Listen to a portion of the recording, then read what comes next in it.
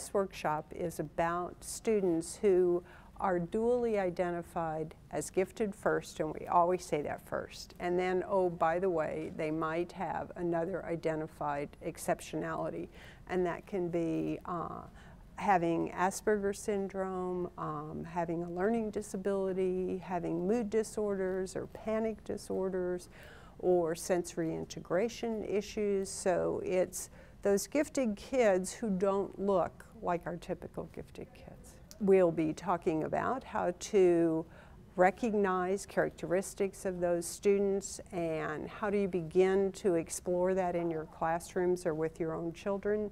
And then to, in the afternoon, talk about all the different kinds of strategies and approaches that general ed, special ed, or gifted ed teachers can begin to try to implement, and parents.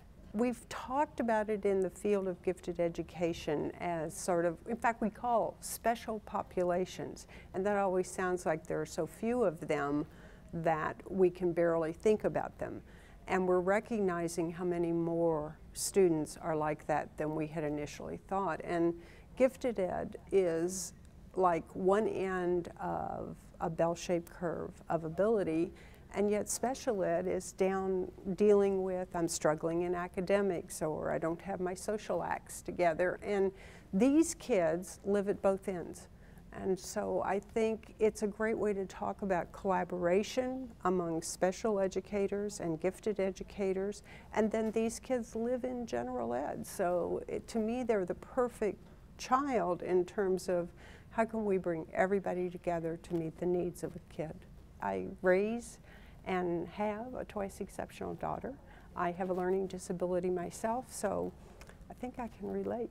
We are a husband-wife team, and we have been doing this type of workshop with twice exceptional children for 25 years.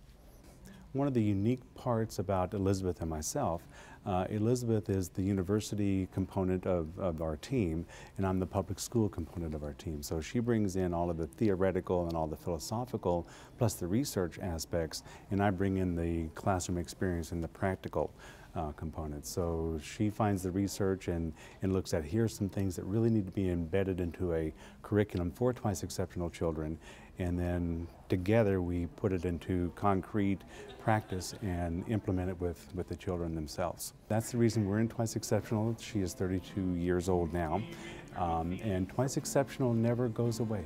It's a lifelong issue. And so we've been involved in Twice Exceptional education really for 32 years, 25 of which we kind of knew what we were doing. The first years were a real struggle for us because we didn't know what was going on, the school system didn't know what was going on, and they wanted to serve either her giftedness or her disability. And we said, no, we have to serve both because that's who she is. And we finally got to a point where we figured out we can do that very successfully. I think this population is a very untapped population, full of potential, and without special interventions, their potential really is not met and sometimes does not surface, or when it does surface, sometimes it surfaces in a very negative way.